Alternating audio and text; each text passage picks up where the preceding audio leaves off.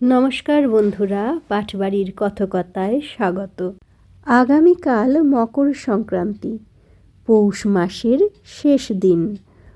সূর্যের রাশিচক্রে ধনু থেকে মকর রাশিতে প্রবেশের চিহ্ন হিসেবে পালন করা হয় দিনটি। যেহেতু এই পরিবর্তন সূর্যের দক্ষিণ থেকে উত্তরমুখী যাত্রার সঙ্গে মিলে যায়, তাই উৎসবটি সূর্যকে নিবেদন করা হয়। মকর সংক্রান্তিকে উত্তরায়ণ সংক্রান্তি, সাকরাত, তিল সাকরাত, মাঘা, ভোগী, পোঙ্গল বিভিন্ন নামে অভিহিত করা হয়। হিন্দু, বৌদ্ধ, শিখ, জৈন সকলেই এটি পালন করেন। পিঠে পুলি বানানো, ঘুড়ি ওড়ানো, বনফায়ার, মেলা, শিল্পকলা প্রদর্শন বিভিন্ন রকমভাবে দিনটিকে উদযাপন করা হয়। কিন্তু সব থেকে বেশি গুরুত্ব দেওয়া হয় মকর সংক্রান্তিতে গঙ্গা স্নানকে। সমস্ত তীর্থের মধ্যে গঙ্গাসাগরকেই এক্ষেত্রে বেশি গুরুত্ব দেওয়া হয়েছে। আজ গঙ্গাসাগরে স্নান করা ছাড়াও আরও 3টি পৌরাণিক ঘটনার কারণে হিন্দু ধর্মে মকর সংক্রান্তির গুরুত্ব বিষয়ে কিছু কথা বলবো। সনাতন হিন্দু ধর্মে মকর সংক্রান্তির বিশেষ একটি গুরুত্ব রয়েছে, সে কথা হয়তো আমরা অনেকেই জানি না। তাই আসুন আমরা সবাই সেই কথাগুলো জেনে নিতে সচেষ্ট হই। হিন্দু পুরাণ অনুসারে ভগবান সূর্যের পুত্র হচ্ছেন ভগবান শনিদেব, কিন্তু ছেলেবেলায় শনিদেব নানা কারণে পিতার স্নেহ মমতা থেকে বঞ্চিত ছিলেন। তাই তার মনে পিতার প্রতি একটা বিরূপতা তৈরি হয়। কালক্রমে সেই বিরূপতাই কঠোর পিতৃবিরোধিতায় রূপান্তরিত হলে সূর্যদেব পুত্রের অভিমান ভাঙানোর জন্য সচেষ্ট হন। তাই তিনি ঠিক করেন এবার থেকে বছরের 12 মাসের মধ্যে 2 মাস তিনি পুত্র শনিদেবের গৃহে এক নাগারে অবস্থান করে শনির সমস্ত অভিমান ভাঙানোর চেষ্টা করবেন। ভাবনাকে কার্যে রূপান্তরিত করার জন্য সূর্যদেব প্রতি বছর মকর সংক্রান্তির দিন পুত্র শনির গৃহে আগমন করেন।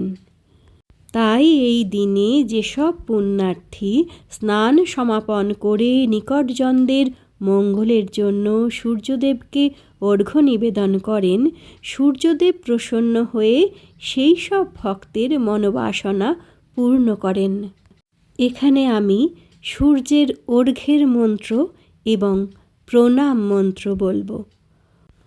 ওং নমো বিবস্বতে ব্রহ্মণ ভাস্বতে विष्णु तेजसे जगत सवित्रे शुचये सवित्रे कर्मदायिने इदम् अर्घ्यं श्री সূর্যায় নমঃ।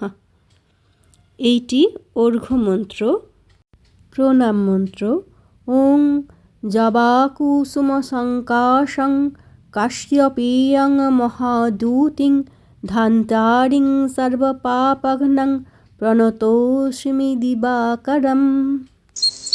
দ্বিতীয় হচ্ছে বিষ্ণু পুরাণ অনুসারে কোনো একটি বিশেষ ক্ষমতা করায়ত্ত করার জন্য দেবতা ও অসুরদের মধ্যে একবার ভীষণ রক্তক্ষয়ী ও দীর্ঘমেয়াদী যুদ্ধ হয়েছিল। সেই যুদ্ধে ভগবান শ্রী বিষ্ণু প্রবলভাবে আঘাতপ্রাপ্ত হয়েও শেষ পর্যন্ত অসুরদের পরাস্ত করেছিলেন এবং পরাজিত অসুরদের মাথা ধর থেকে বিচ্ছিন্ন করে মন্দার পর্বতের নিচে পুঁতে ফেলে ত্রিভুবনে শান্তি ফিরিয়ে এনেছিলেন। বিষ্ণু পুরাণ অনুসারে মকর সংক্রান্তির দিনেই সেই শুভ ঘটনাটি ঘটেছিল। তাই মকর সংক্রান্তির দিন যেসব ভক্ত স্নান সমাপন করে আপদ বিপদ দূর করার কামনা জানিয়ে ভগবান শ্রী বিষ্ণুকে তুলসী পাতা নিবেদন করেন, তাদের আশা ভগবান বিষ্ণু অবশ্যই পূরণ করেন। 3. কুরুক্ষেত্রের যুদ্ধ শেষ হয়েছে। জ্যেষ্ঠ পাণ্ডব সিংহাসনে আরোহণ করেছেন। কুরু সিংহাসন চারিদিক থেকে সুরক্ষিত।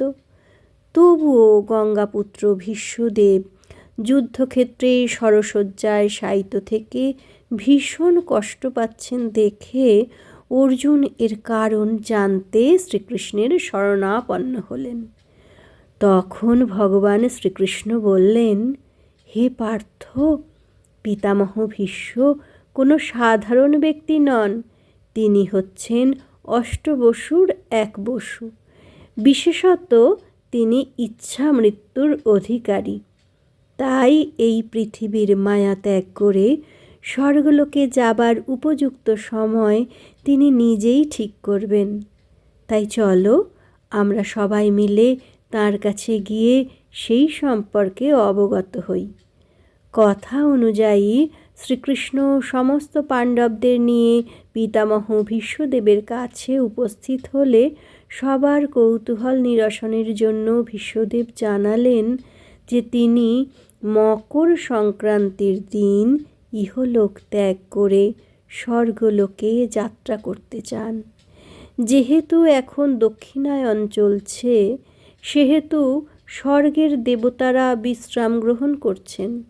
তাই তিনি স্বর্গে উপস্থিত হয়ে দেবতাদের বিশ্রামে বিঘ্ন ঘটাতে চান না। মকর সংক্রান্তির দিন উত্তরায়ণ শুরু হলে তিনি স্বর্গে প্রবেশ করে বাকি সপ্তবসুর সঙ্গে মিলিত হতে চান। তবে সবটাই নির্ভর করছে ভগবান শ্রীকৃষ্ণের অনুমতির উপর। ভীষ্মদেবের এই প্রার্থনা শুনে ভগবান শ্রীকৃষ্ণ বললেন, হে কুরু শিরোমণি, হে ভারত গৌরব, আপনার মতো মহান মানুষ এর আগে আর কখনো জন্মগ্রহণ করেনি এবং ভবিষ্যতেও আর কখনো জন্মগ্রহণ করবে না। হে মহাত্মা, আগামী প্রজন্ম আপনার কথা যুগ যুগ ধরে সম্মানের সঙ্গে স্মরণ করবে। হে বীরশ্রেষ্ঠ, আমি সানন্দে আপনাকে আপনার ইচ্ছামতো সময়েই স্বর্গে যাবার অনুমতি দিচ্ছি। তাই মকর সংক্রান্তির দিন স্নান সমাপন করে যেসব ভক্ত ভগবান শ্রীকৃষ্ণের কাছে তাদের পরলোকগত আত্মীয় স্বজনদের জন্য কল্যাণ কামনা করবেন, তাদের সেই প্রার্থনা অবশ্যই চক্রধারী পূরণ করবেন। স্কন্দ পুরাণ অনুসারে দশহরা তিথিতে দেবী গঙ্গা মর্তে আগমন করেছিলেন এবং মকর সংক্রান্তির দিন কপিল মুনির অভিশাপ থেকে ভগীরথের পূর্বপুরুষদের উদ্ধার করে সাগরে বিলীন হয়ে গিয়েছিলেন। সেই দিন থেকে আপামর হিন্দু জনসাধারণের মধ্যে এই বিশ্বাস গড়ে উঠেছে, যদি কেউ দশহরার দিনে গঙ্গার গতিপথের যে কোনো স্থানে গঙ্গা স্নান করেন এবং এই মকর সংক্রান্তির দিন গঙ্গা সাগরে এসে পুণ্য স্নান করেন, তবে তার ইহজাগতিক সমস্ত পাপ বিনষ্ট হয়ে যায় এবং তার স্বর্গ লাভের সম্ভাবনা উজ্জ্বল হয়ে ওঠে। এবার বলি মকর সংক্রান্তি স্নানের কথা। প্রচলিত আচার অনুযায়ী 14ই জানুয়ারি সূর্যোদয় হবার পর থেকে সূর্যাস্তের 1.5 ঘন্টা আগে পর্যন্ত মকর সংক্রান্তি উপলক্ষে স্নান, দান, পূজা অর্চনা হতে পারে। আজকের প্রতিবেদনটির জন্য কৃতজ্ঞতা স্বীকার করি বন্ধু সুব্রত মিত্রের কাছে। আর এতক্ষণ সঙ্গে থাকার জন্য আপনাদের অনেক ধন্যবাদ। নমস্কার।